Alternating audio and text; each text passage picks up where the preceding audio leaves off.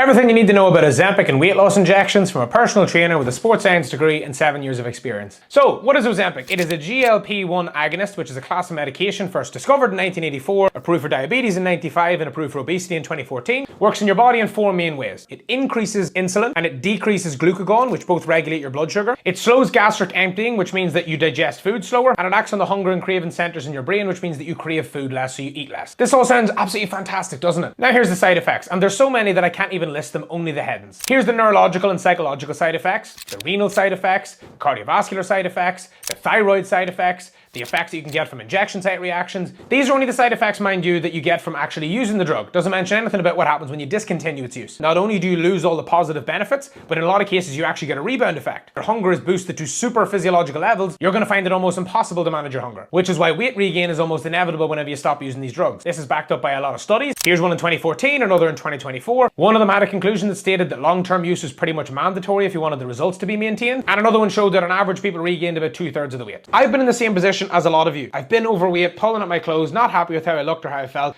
but I've also been somewhere that a lot of you haven't been, which is seriously unwell, living in a hospital for months on end, being pumped full of drugs, dealing with all sorts of side effects. I've had an organ die inside my body, been told by a doctor I was going to die by the weekend if I didn't get a major surgery. Had a major surgery. Do not risk becoming sick if you're not one of the following 3 people. Number 1, diabetics, the people the drugs are initially designed for. Number 2, people who are morbidly obese and have so many health complications associated with their obesity that taking the drug, even though it has side effects itself, is less risky. The third category of people are the only ones who have any sort of wiggle room here, which are people who are not quite obese, but they have what are called associated comorbidities, other medical issues that mean that they're a candidate for using the drugs. This could be people that have metabolic problems, which can affect their immune system. It could be people that deal with chronic pain or have limited mobility that makes it very, very hard for them to move. And even within those category of people, they should consult with a doctor, be very careful, and make absolutely sure that it's still the right move for them. Ozempic and these other drugs are literally last-ditch efforts for people whose lives are at risk because of their weight, and there is no other option. Not people who want to lose weight quickly because they can't be bothered. If you want some free help with this, comment the word guy, send me a DM. I will send you every resource I have. I have helped a lot of people lose weight, and if me sending you this stuff for free helps one person avoid some sort of risk of a health issue, then it'll be worth it. Share this with anyone you know who maybe needs to see this, and I will see you in the next one.